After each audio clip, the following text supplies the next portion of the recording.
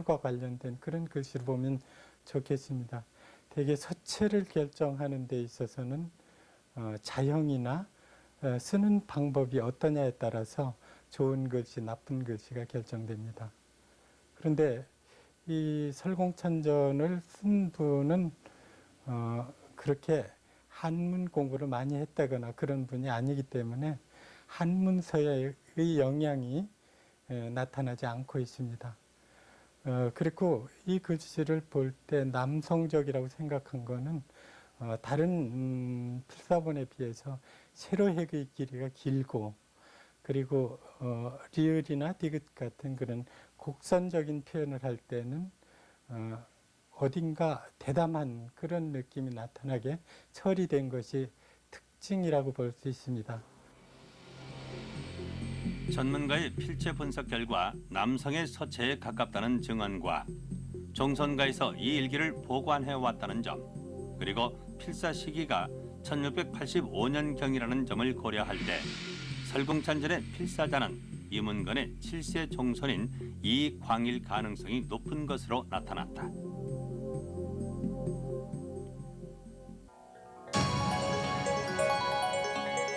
이렇듯 설공찬전은 조정에서 4개월 동안이나 논란을 거듭한 끝에 왕명으로 수거돼 불태워졌음에도 불구하고 그 인기는 수그러들지 않고 일반 민중들 사이에 은밀히 퍼져나갔다.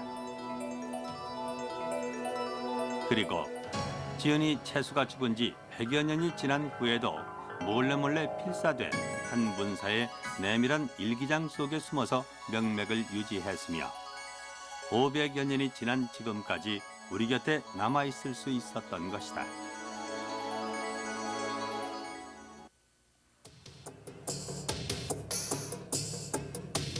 불과 사천자에도 미치지 못하는 짧은 얘기가 이렇듯 대중들 사이에 널리 전파되고 인기를 얻은 이유를 어떻게 설명해야 할까? 설공찬전은 짜임새나 갈등 구조가 그전에 나온 금오 신화에 비해 훨씬 떨어진다. 갑작스런 죽음으로 귀신이 돼 돌아온 주인공 설공찬과 이 때문에 발생하는 문제들을 축귀 주술로 해결하려는 숙부 설충수 간의 갈등이 표면적인 갈등의 전부라고 할 수 있다. 그런데 갈등 구조의 약점을 다른 장치를 통해 보완하고 있다. 연월일을 구체적으로 언급해서 사실성을 더했고 실제 지명과 인물을 등장시켜 이 소설을 실화로 받아들이게 했던 것이다. 그렇다면 소설 설공찬전은 정말로 실화였을까? 그 근거를 몇몇 문헌에서 발견할 수 있었다. 조선왕조실록에 설공찬은 채수의 일가 사람이라고 한 것이나 어숙권이 쓴 패관 잡기에 설공찬으로 하여금 말한 바와 쓴 바를 조차 그대로 쓰게 하고 한 글자도 고치지 않은 이유는 공신력을 전하고자 해서이다라고 적혀있는 것을 볼 때 설공찬이 실제한 인물이고 설공찬의 일가 사람인 채수가 들은 대로 정리한 얘기일 수 있다는 것이다. 그렇다면 지은이 채수는 설공찬과 어떤 관계일까? 그리고 소설 속에 등장하는 설공찬과 그의 아버지 설충난, 숙부 설충수, 사촌동생 설공침은 실존 인물일까? 먼저 채수와 설공찬 간의 관계를 알아보기 위해 채수의 16세 종손 최홍근 씨의 집을 이복규 교수와 함께 방문했다. 인천군의 아버지 소성군. 예. 그런데 인천군에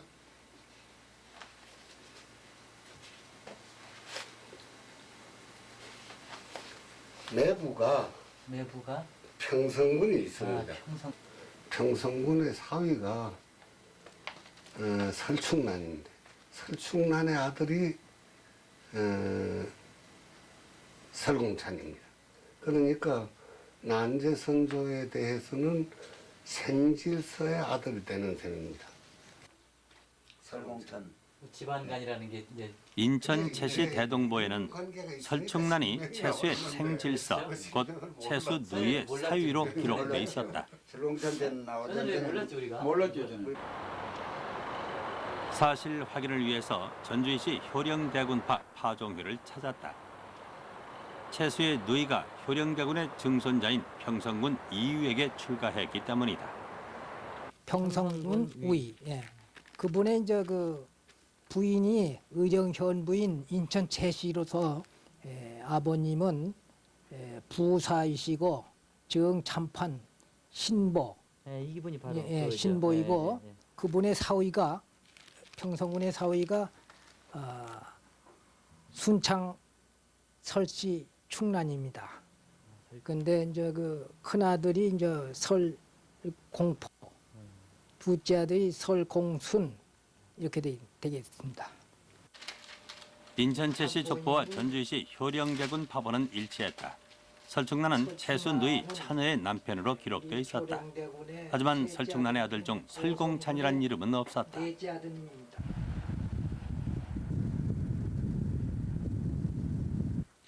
설공찬이 실제한 인물인지를 알아보기 위해 순창 설씨 집성촌인 순창군 금과면 내동마을을 찾았다.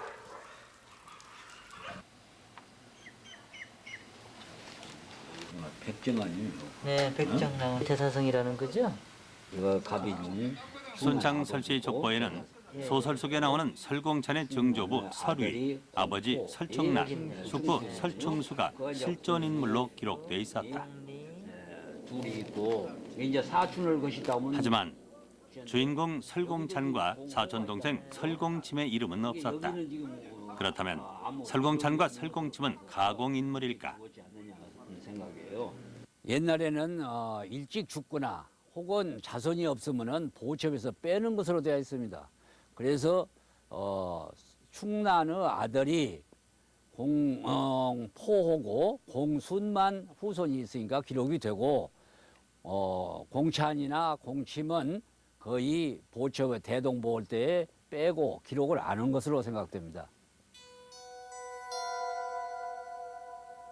족보에 기록되지 않았기 때문에 실존 인물이라고 단정 지을 수는 없지만 소설 속에 등장하는 증조부 설위, 아버지 설충난, 작은아버지 설충수가 엄연한 실제 인물임을 볼 때 설공찬도 소설적 가공 인물이 아닌 실제 인물이며 소설 설공찬전은 설씨 집안에 있었던 얘기를 일가인 채수가 듣고 정리한 것으로 충분히 추정이 가능할 것이다.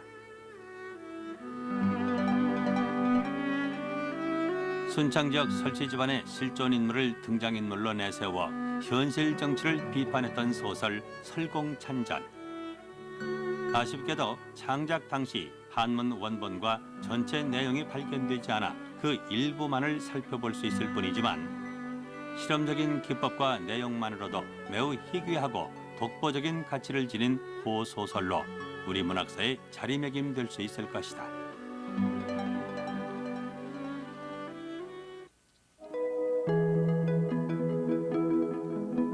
설공찬전의 무대 순창.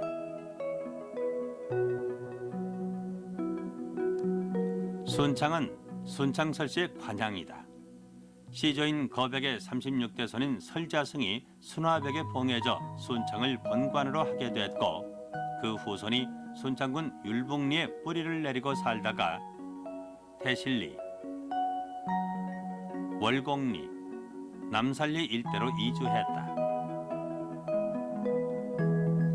그러다 거백의 44대 손인 암곡 설흥이 한 차례 더 이주를 하게 되는데 설흥은 조선 건국초 고려 왕조와 운명을 함께했던 두문동 72현 중에 한 사람이다. 그는 남산리에서 마음으로 이주를 하는데 마음은 오늘날 순창군 금과면 모정리다.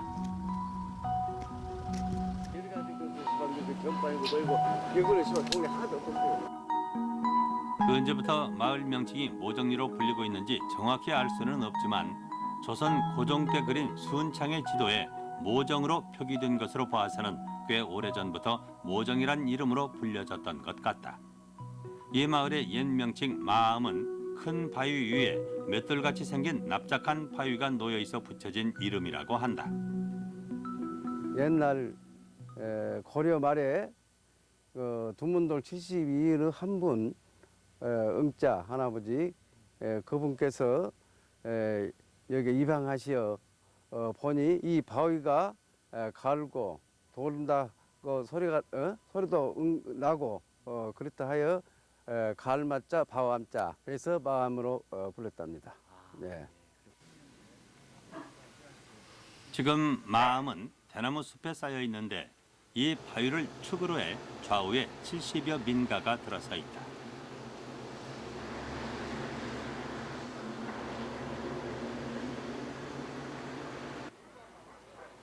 그렇다면 설공찬이 살았던 아버지 설충난의 집과 사촌 동생 설공침이 살았던 숙부 설충수의 집은 어디일까? 설공찬전에는 그 위치를 언급한 대목이 나와 있지 않지만 설위, 설갑인, 설충난으로 순창설씨 대사성파의 종갓집이 이어졌을 것이고 설공찬은 장가들기 전에 죽어 분가를 하지 않았으므로 바로 그 종갓집에서 자랐을 것이다.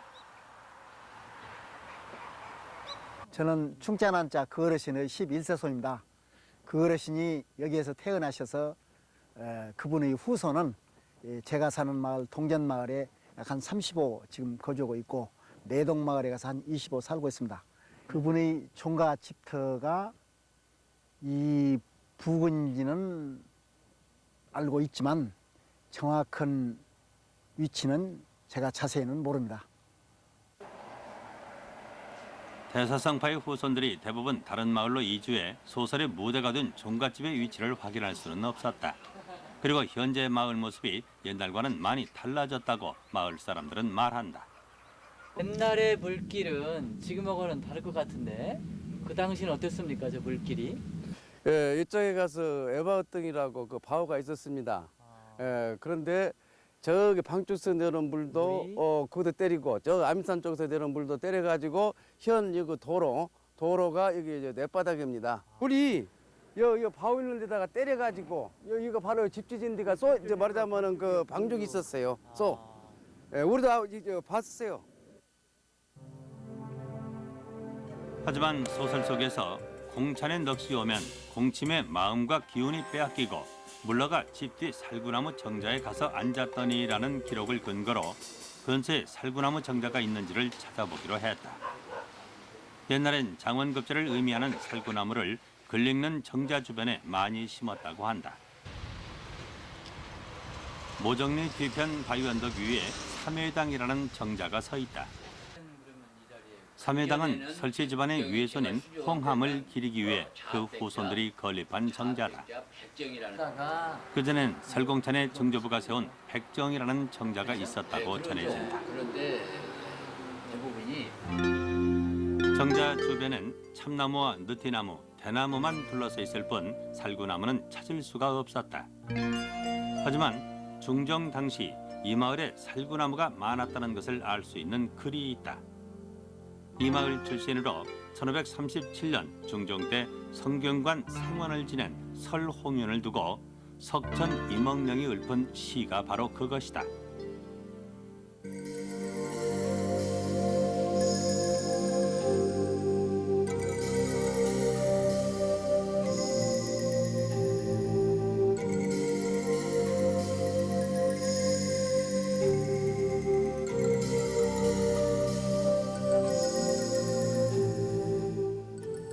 설홍윤이 살았던 모정리를 행화촌, 곧 살구꽃 동네라고 부르는 걸로 봐서 중종 당시 이 마을엔 살구나무가 지천이었다는 것을 알 수 있다. 그래서 여기가 그러나 세월이 너무 흘러 설공찬의 아버지 설충난과 숙부 설충수가 살던 집의 정확한 위치는 알 수 없었다. 제작했던 다만 마음 주변의 한 민가 마당에서 기와 조각들이 발견되고 그 옆에 오래된 우물이 남아있는 것으로 볼 때 이 부근이 설충난이나 설충수의 집 중 한 집이 아닐까 추정할 뿐이다.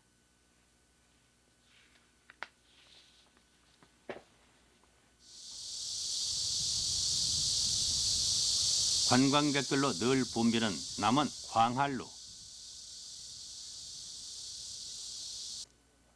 광활루의 유명세는 소설 춘향전 때문이다. 실제로 남원에 춘향이라는 사람이 살았다는 얘기가 전해지듯이 예전에는 모든 소설이 어느 정도의 실화에 근거해서 지어졌다. 실화에 살이 붙고 재미가 더해지면서 온 국민의 입에 오르내리는 얘기 소설이 되고